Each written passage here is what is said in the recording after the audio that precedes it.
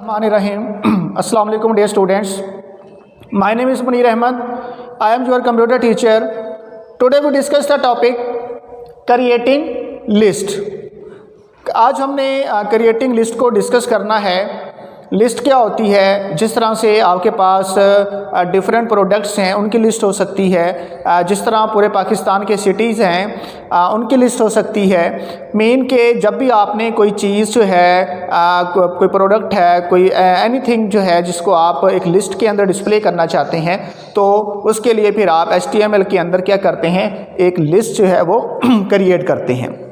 List create करने के लिए लिस्ट जो है हमारी वो अनऑर्डर भी हो सकती है और ऑर्डर लिस्ट भी हो सकती है। जिस तरह अगर हम बात करें कि पाकिस्तान के अंदर जितने भी शहर हैं, सिटीज़ हैं, उनकी आपने एक लिस्ट बनानी है तो उससे कोई फ़र्क नहीं पड़ता, वो उसका कोई आप ऑर्डर के साथ उसे नहीं बनाएंगे, आप अनऑर्डर भी बना सकते हैं। तो अनऑर्डर लिस्ट के लिए आप क्या करते हैं, सबसे पहले अनऑर्डर लिस्ट का आप टैग यूज़ करते हैं UL का मतलब ऑन ऑर्डर लिस्ट है। इसके शुरू में आप एंगल ब्रैकेट्स लगा देंगे और यहाँ भी आप एंगल ब्रैकेट्स आप यहाँ पर भी लगा देंगे।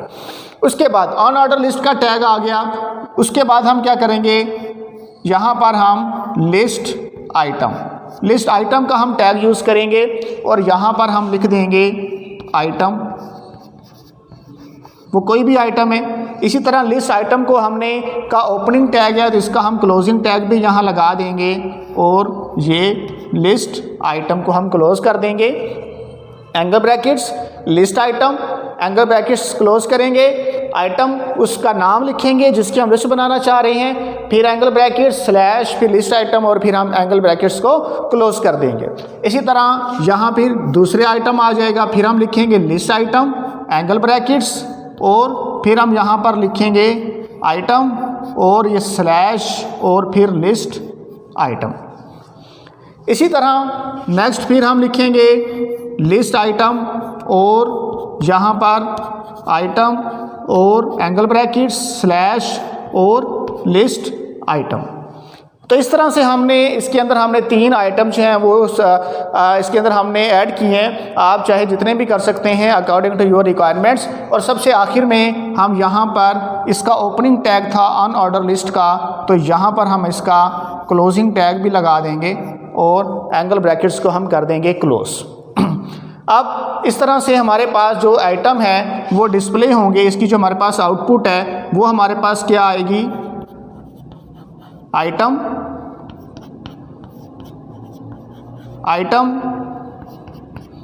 और आइटम। तो ये 3 आइटम की लिस्ट आपके पास शो हो जाएगी, क्योंकि हमने यहाँ पर 3 आइटम जो हैं वो इसके अंदर हमने लिखे हैं, डिस्प्ले करवाना चाह रहे थे। तो आउटपुट में हमारे पास ये 3 आइटम्स की एक लिस्ट जो है वो शो हो जाएगी। ऑन ऑर्डर लिस्ट का हमने टैग लगाया कि हम ऑन ऑर्डर लिस्ट में हम इसे डिस्प्ले करना चाह रहे हैं, हमें ऑर्डर में नहीं चाहिए। उसके बाद लिस्ट आइटम का टैग लगाया, ओपनिंग और क्लोजिंग। इसी तरह फिर ओपनिंग और क्लोजिंग टैग, फिर ओपनिंग और क्लोजिंग टैग, और लास्ट में हमारे पास ये ऑन ऑर्डर लिस्ट का जो ओपनिंग टैग था उसको हमने लास्ट में उसको लगा देंगे उसका क्लोजिंग टैग। अब आप देखें बुक पर पेज नंबर 104 पर 105 पेज नंबर देखें आप कि क्रिएटिंग लिस्ट की हेडिंग है कि sometimes you need to provide information in the form of list. बाज़ औक़ात आपको इन्फॉर्मेशन जो है वो लिस्ट की फॉर्म के अंदर आपको चाहिए होती है, ज़रूरत होती है। तो वो कहता है कि लिस्ट ऑफ सब्जेक्ट की लिस्ट हो सकती है, लिस्ट ऑफ टीचर्स की लिस्ट हो सकती है, लिस्ट ऑफ फ्रेंड्स की लिस्ट हो सकती है।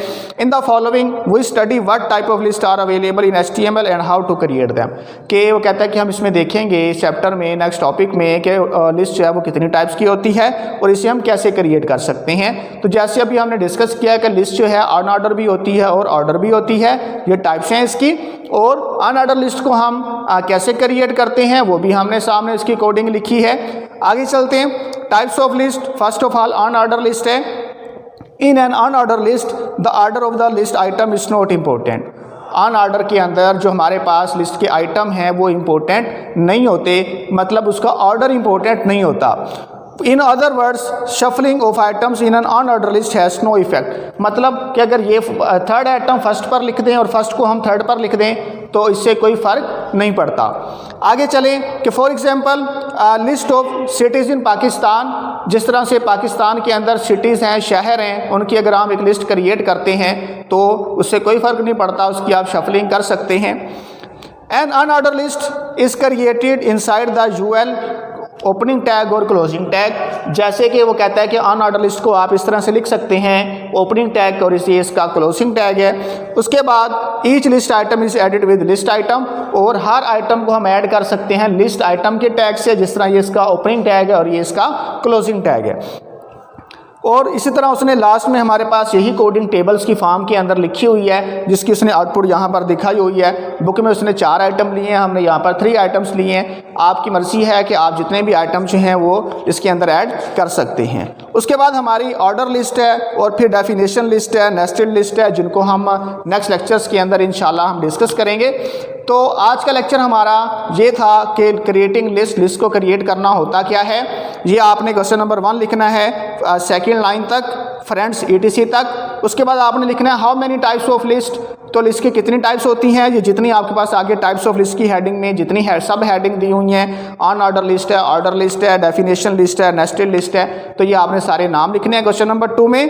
क्वेश्चन नंबर 3 में आपने लिखना है अनऑर्डर लिस्ट क्या होती है, व्हाट इज़ अनऑर्डर लिस्ट, तो वो आपने लिखनी है ये first 3 lines cities in Pakistan तक। और उसके बाद नंबर 4 पर आपने लिखना है कि right the coding of unordered list, तो ये वाली कोडिंग जो यहाँ बुक पे टेबल की फॉर्म में दी हुई है, ये क्वेश्चन नंबर 4 में आपने इसका आंसर लिखना है।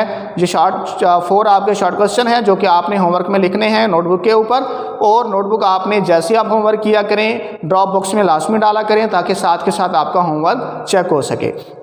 आज के लेक्चर के हवाले से अगर आपको कोई क्वेश्चन क्लियर नहीं हुआ तो आप मुझसे कॉन्टैक्ट कर सकते हैं। Thank you.